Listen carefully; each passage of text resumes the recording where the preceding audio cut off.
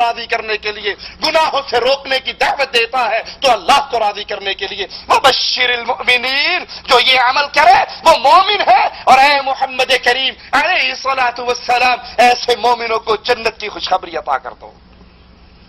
رکوع اور سجود ہمارے ہاں بیماری چل چکی ہے، پیر کو دیکھا تو سجدہ، بابے کو دیکھا تو سجدہ، محرم میں گھوڑے نکلے تو سجدے، زندہ بابا آ کر بیٹھا تو سجدہ، قوال کے سامنے سجدے، ڈھول پیٹنے والوں کے سامنے سجدے۔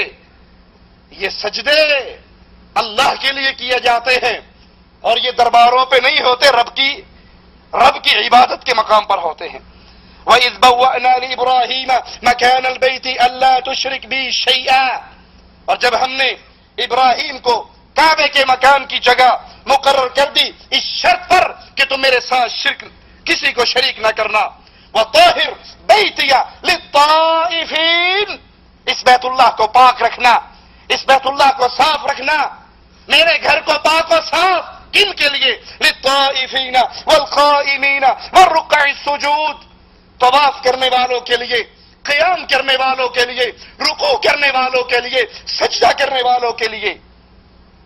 یہ رکوع اور سجدے کا مرکز اللہ کی مسجدیں ہیں۔ امت محمدیہ کے لیے زمین کو پاک کیا گیا ہے، سوائے قبروں کے اور سوائے باتھ روم کے، باقی ساری زمین اہل ایمان کے لیے پاک کی گئی ہے۔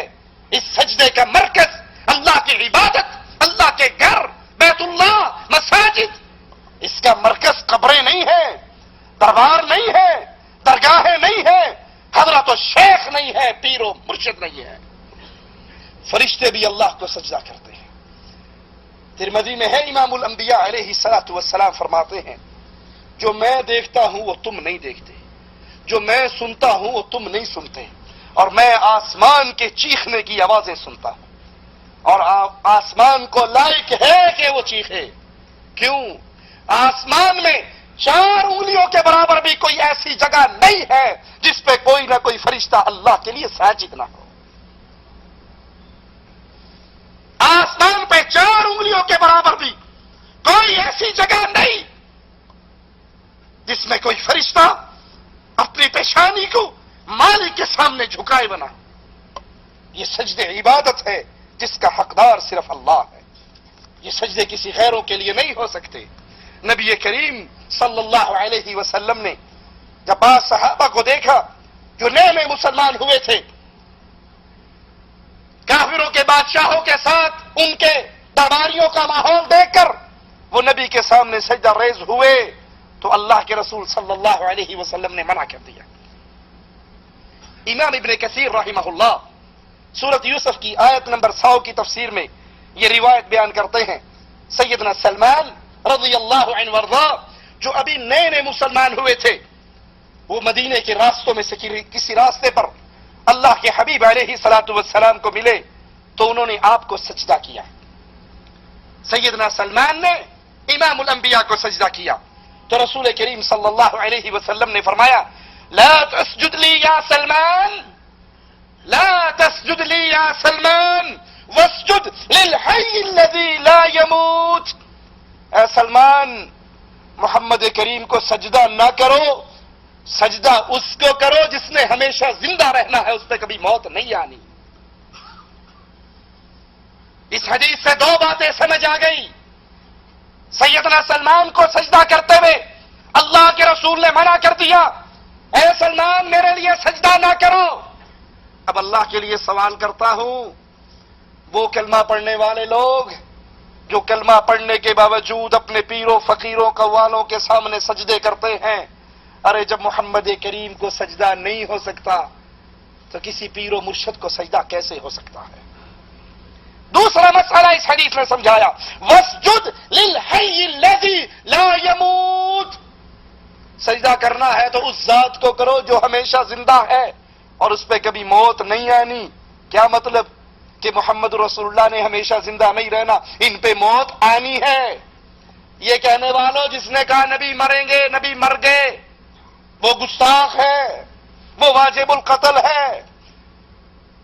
کیا کہو گے؟ امام الانبیاء خود اپنے شاگرد کو یہ تعلیم دے رہے ہیں، واسجد للحی الذی لا يموت، سجدے کا حقدار تو وہ ہے جو زندہ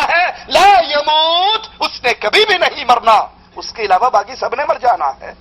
یہ تعلیم اگر اس میں رسول کریم کی گستاخی ہوتی تو نبی اس کی تعلیم نہ دیتے۔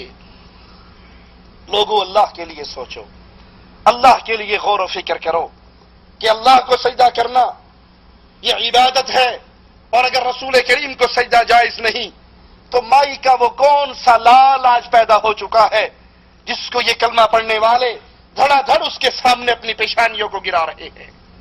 ابو داؤد میں ہے، سیدنا قیس بن سعد نے ایک قوم کو دیکھا جو اپنے سردار کو سجدہ کرتی تھی، تو انہوں نے اپنے دل میں کہا کہ یہ اپنے سردار کو سجدہ کر رہے، اپنے وڈیرے کو سجدہ کر رہے، رسول کریم صلی اللہ علیہ وسلم زیادہ حقدار ہیں جیسے یہ قوم اپنے سرداروں کو سجدہ کرتی ہے، ہمیں چاہیے کہ ہم اللہ کے رسول صلی اللہ علیہ وسلم کو سجدہ کریں۔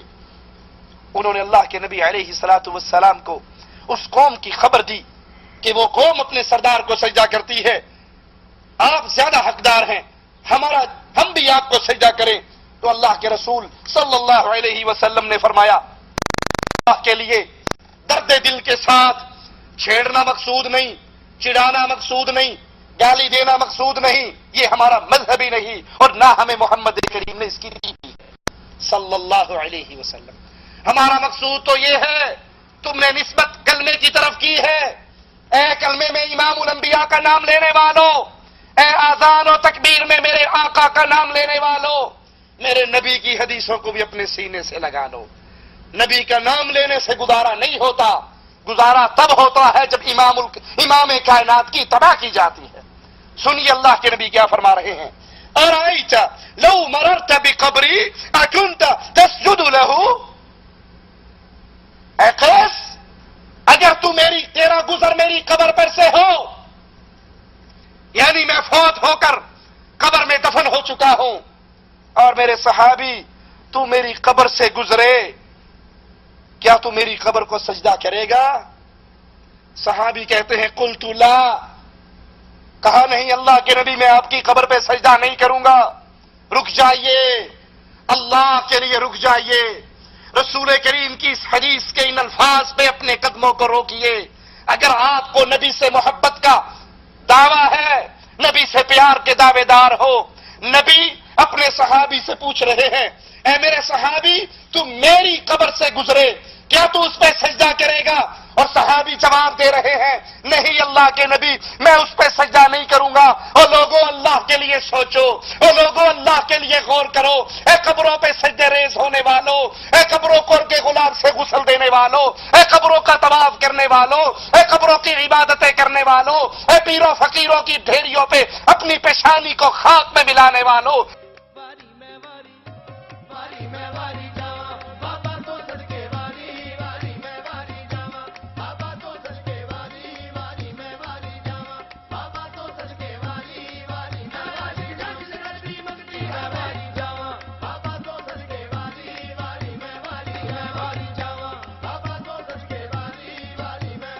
اگر محمد علیہ السلام کی قبر پہ سجدہ نہیں ہو سکتا تو باپا جی کی قبر پہ سجدہ کیسے ہو سکتا ہے؟ اگر رسول کی قبر پہ صحابی کہہ رہے ہیں آقا میں آپ کی قبر پہ سجدہ نہیں کروں گا، یاد کر لیجئے، ہمارے دعوے کو یاد کر لیجئے، رب محمد کی قسم کائنات میں محمد کی قبر سے پیاری کوئی قبر نہیں ہے۔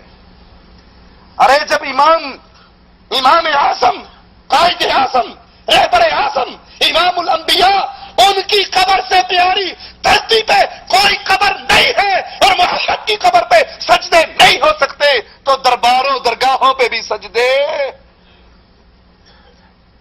آقا میں آپ کی قبر سے اگر گزرا تو میں آپ کو قبر کو سجدہ نہیں کروں گا۔